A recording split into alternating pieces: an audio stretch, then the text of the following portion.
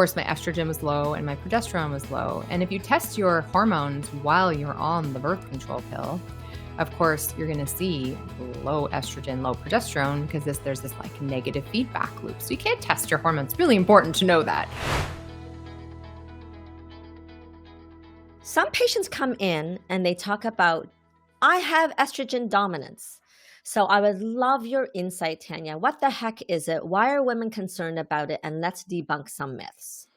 Sure. That's a great question, Mary. So estrogen dominance is more of a state within a menstrual cycle, like it's a time in your menstrual cycle.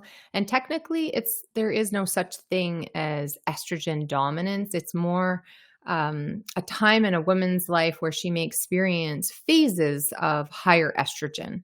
It doesn't mean she's wired that way or makes more estrogen all the time compared to other women, or has this genetic problem where she's just can't, deal with her estrogen and has higher estrogen. And every woman, as you know, in a menstrual cycle, if they're ovulating, they're making a large amount of estrogen, right? So like right in the middle of the cycle, we're ovulating. And where does that estrogen come from? It comes from your eggs. So every month, right as you're climbing up to ovulation, one egg gets picked and you're making estrogen. Now, in a perimenopausal period, so when a woman is kind of getting closer to her last and final menstrual period, average age 52, there's this time in her cycle where she might actually be, her brain is saying to her ovaries, let's release, let's create a big effort, like to release an egg, because maybe the ovaries are just kind of quietening down now and getting ready for that last period. And in doing so, the brain is saying, hey, ovaries, kind of wake up. And then you end up having more than one egg matured and released. So that can happen. And then you end up with lots of estrogen. And then where does progesterone come from, Mary? Tell us about progesterone, like the complementary hormone. If you release two eggs, you're going to have the two sacs, like those little two, like corpus luteum, not really sacs. They look like cysts on the ultrasound, right? So you have the complementary progesterone if you release two eggs.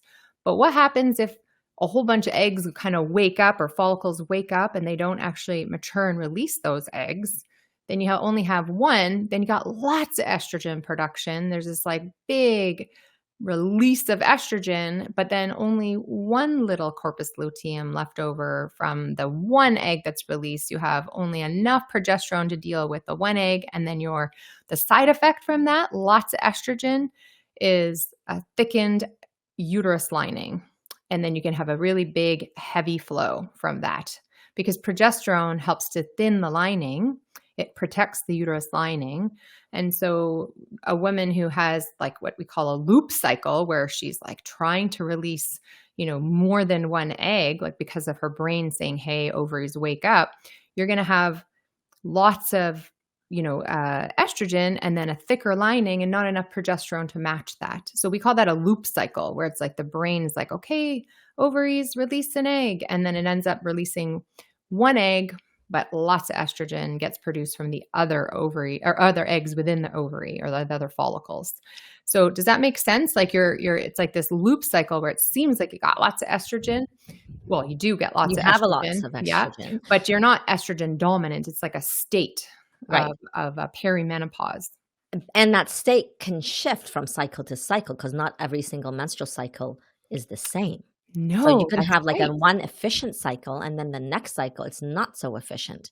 So it's not, what I always say is like when you do testing, whether it's ultrasound or blood work, it's that moment in time. So it does not necessarily signify like this is the end, right? No. The beginning of the end. It's like maybe we're catching you at a time when there's high stress and there's, different seasons in your life. Like, so for example, a person that actually takes the pill and go off the birth control, they may look like they're in menopause. Right. But that doesn't mean that they're in menopause, does it? No. It's literally trying to get that communication between the brain and the ovaries back in order. You're trying to improve that communication. That can take months. We can shorten that with acupuncture, healthy lifestyle, depending on what the concern or the background reason for it is, it's possible that women went on birth control pill for treating a condition like polycystic ovary syndrome. And so she wasn't ovulating on her own anyway. So then we have to address that concern. But just because the period doesn't show up and she's not ovulating doesn't mean she has that condition.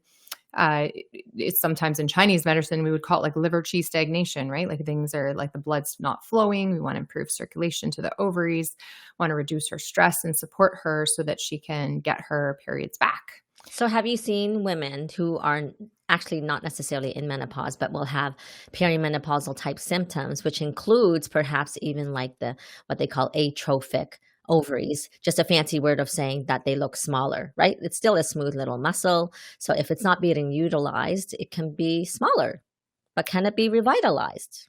Right. So I think that that would depend on so many other factors. I mean, some women might just have smaller ovaries, but if they are harder to show, if it's difficult to visualize on ultrasound, there's so many other things we have to look at, right? I love that. I love that you say that because Yeah. you just hit the nail on the head. It's like, maybe that person actually just have naturally small ovaries. Like, what the heck? Maybe that's just Right. how they are built. Yeah. And it So like doesn't in mean that there's something scenarios, wrong.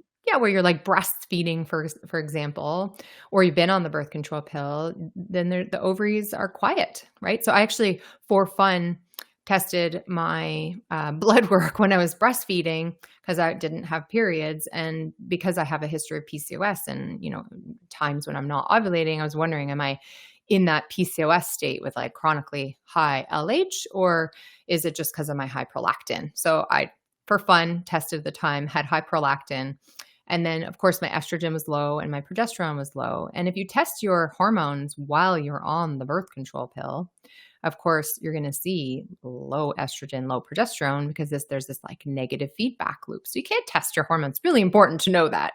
You can't expect to find normal hormone values when you test on the birth control pill, and then testing off the birth control pill, you might look like you're in a menopausal state. Well, because you are in a pause state, That's but right. it doesn't mean that you're in menopause transition or That's that great. you're going to go into menopause anytime soon. So it's really important to know that, you don't want to panic if you've been told you have small ovaries and that you don't have your period and that you're in menopause, like early menopause. It just could be like a transitional state back to Yeah. menstruating. And, specific to a case that we, a patient of ours that we just she came in very upset and was literally reporting, listen, I have regular menstrual cycles.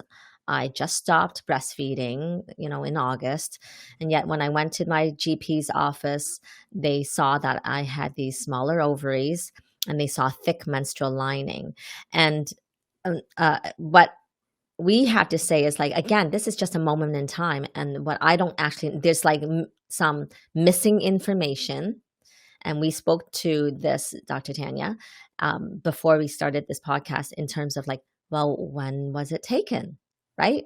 Like Yeah. that's pertinent Is it information. possible that she's on her way to menstruating, right? If her uterus lining is thick, is it possible that she's in the luteal phase? She could be in the luteal phase of her cycle, which means that her lining is thicker because she's ovulated already. There's estrogen production, progesterone production. So you have to kind of put it all together. You can't you can do a random ultrasound, but if you're going to do something like that to kind of have a bigger picture, you should be checking blood work at the same time to understand that this estrogen dominant kind of state could just be that you're in a normal time and you're having a thick lining because your estrogen has already been produced from ovulation. So you're going to have a period. So, and then if that's not the case, let's say this keeps going on, it could be that because you just finished breastfeeding, your brain's trying to get your ovaries to wake back up and release an egg. And in doing so, if you don't release an egg, you're just producing a little bit of estrogen from multiple follicles.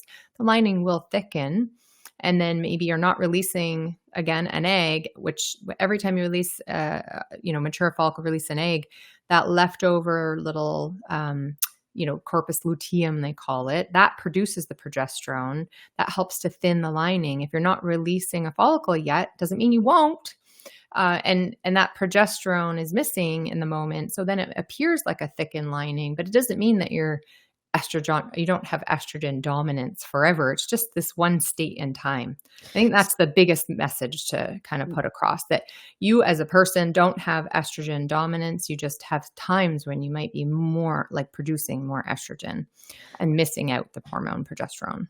And so in this case, there was actually no blood work being done and just a Mm, diagnosis, which I think was a little premature just based on imaging. And okay. again, I don't know when it was done in the menstrual cycle, and that's relevant when Mhm, you actually do your ultrasound imaging. mhm. And, like, we need to be wary about what doctors say in terms of diagnosing on the spot. Maybe they didn't really mean to diagnose. Maybe they just No. said, "Oh, I may be this," but then what you hear is this is the diagnosis. I mean, that is a possibility too. I'm just kind of running through. I don't want to, like, just bash physicians. No. Yeah, I We think work it's as a you know what? It's team. a good message that we all have to be careful what we say. Even running a blood test like AMH, for example, that would be helpful in that scenario, and we've talked about AMH before. It's the anti-Müllerian hormone, and it reflects your ovary reserve. So if it was really low for this patient, uh, compared to her age, it could mean that she is in more of a perimenopausal state, but that's just, you have to look at the full picture. Like, what are her other hormones doing? And does it mean that it's like she's going into menopause tomorrow, or this month, this year? No, it could just be that it's lower and that, she might be having, this one window of kind of seemingly perimenopause. It doesn't mean that we can't get our periods back and ovulating. If it was really low though, and FSH is super high, then it could be, that she's heading there. So it's just like it's getting the bigger picture before we make a diagnosis, and then, catching it if it was a state of,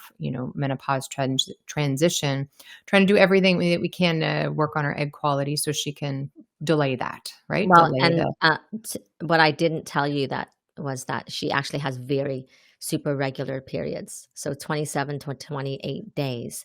So then here's a question. So whether you're like 18 to, in her case, 38, and if you have regular cycles, can you have menstrual cycles where you're anovulatory, not ovulating, but yet still get a cycle? So if you are anovulatory, that bleed could be where your brain is saying, "Hey, I want to release an egg, so let's pluck one out, let's choose one," but none get chosen. So you release a bunch of estrogen, the lining thickens, and then there's no release of the egg, and then you get what's called a withdrawal bleed. So you can still get a cycle, like a bleed, but if it's super on time and every 27 days, and you're checking for ovulation because you're trying to confirm this, maybe like a P test for ovulation, you can go to the dollar store and check that out. If you go from negative or just one line to two lines, then it means you're ovulating, especially if you get a period 2 weeks later.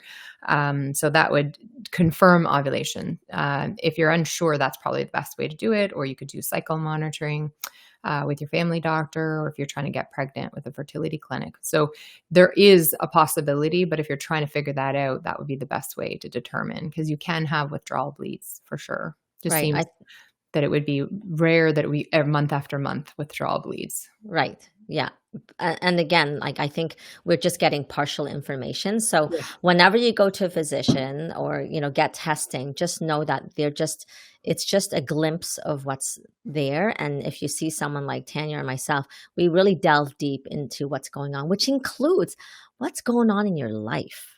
Because stress, we know, can impact the hormonal cascade of hormones, from the hypothalamus to the pituitary to the connection with the ovaries that produce the estrogen. So, what are your thoughts on that? Well, I was going to kind of, for sure, stress is a huge piece when it comes to, even like in my own history, the 2 times I had the biggest delays in ovulation as a woman with PCOS were often delayed in ovulation, was at funerals, like passings of like my aunt and my dad. So like for sure, it was like, Wow. yeah, so interesting, right? And it was like, internalized stress. I mean, I just remember thinking, oh my gosh, am I pregnant? Wasn't trying.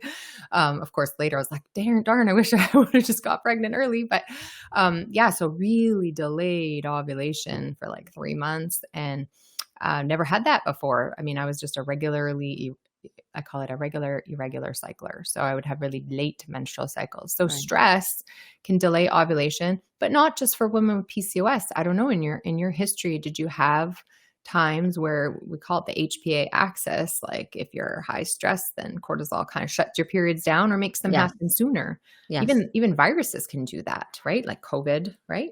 100%. We definitely see that. And, let's say, for example, people that are at the fertility clinic and they go and go and then they get they contract COVID and all of a sudden it's like, oh my gosh, my cycle's longer, I'm bleeding more. And they'll say, don't worry, I'm pretty sure it's going to regulate itself after 3 or 4 months. And surely all of them that I've seen that have had that happen to them, they rebalance within 4 months. Right. So this state of high stress that can kind of affect the menstrual cycle, it can delay it, can cause them to kind of be on top of each other. Like you can actually menstruate and ovulate at the same time and spend more time in your luteal phase. So normally there's the first half of the menstrual cycle, which is like the lead up to developing a follicle and releasing an egg, and the estrogen's climbing, and you're seeing the signs of like egg white cervical mucus, which is making your, vaginal lining more friendly, because you've got this goopy discharge for sperm to travel. That's why we make that egg white cervical mucus. So then as the estrogen's climbing, that's happening, and then you're releasing an egg, and then you have the second half as the progesterone's producing. Everything's perfect, right? This like lovely roller coaster. Progesterone's being released the second half, estrogen has come down, and then you menstruate when everything kind of falls again. That would be like a an average 28-day cycle, like the textbook 28-day cycle.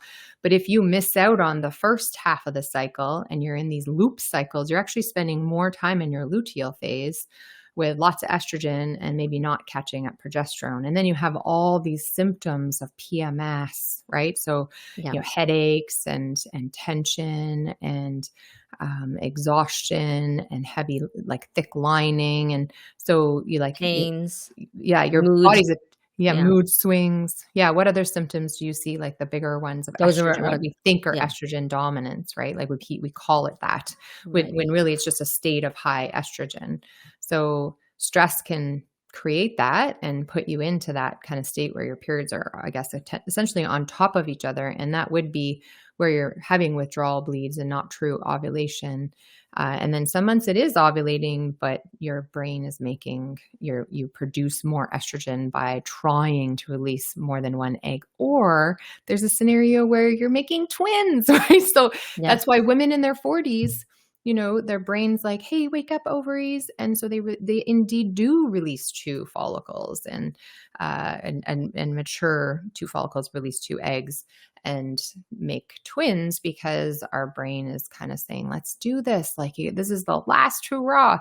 So you can make, your body would have made twins. Perhaps you didn't actually try to conceive that month, or it did, because you were trying. And that's the thing about this whole, like the age of in your 40s where you're trying to conceive, there's that risk. So beyond just taking fertility medications, our own brain makes more FSH sometimes. And so I actually had a close friend, maybe she's listening to this podcast right now, won't say who she is. And she sent me an ultrasound picture at one point, and she's like, so Tanya, does CoQ10 cause twins? Because she had been trying. And I was like, just take some CoQ10, you'll be fine. She was in her 30s. And I was like, no, it's not the CoQ10. It's like your own body is wired with higher FSH. So your body recruited two follicles, and that's why you're pregnant with twins. And she went on to have those twins. And so it's funny how, like, we think that like maybe a supplement would do that. It maybe improve the egg quality to make those eggs viable. But it wasn't the CoQ10 that did it. It was her own FSH. Makes Very sense? cool. Yes. Mhm. So let's just recap here quickly about estrogen dominance. And then what we'll do is, for some future episodes, we're going to go into very specific challenges with the menstrual cycle, like we talked about irregular menstrual cycle, which is basically covered right now. And then next, we're going to talk about the heavy menstrual cycle, and then a shortened menstrual cycle, and a delayed ovulation, which is like a longer menstrual cycle. Yeah, all the potentials of abnormal uterine bleeding and irregular cycles. And we just covered estrogen dominance and tried to debunk that a little bit. So if you like this episode and you're really keen to work on this like yesterday, just reach out to us at clinic@aliveholistichealth.ca or call us at 416-591-1535, which is down below, and reach out, and one of our team members can provide you a free 15-minute consultation. And we look forward to helping you and get you on your way.